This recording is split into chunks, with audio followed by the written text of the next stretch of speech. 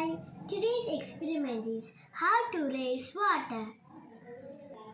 What we need is a glass, water, plate and a candle.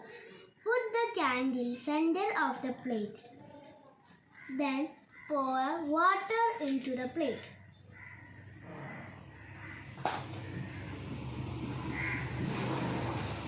Then cover the candle with a glass.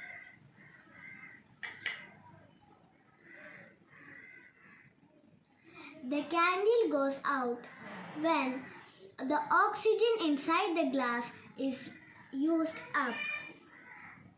Now you can see the water rises.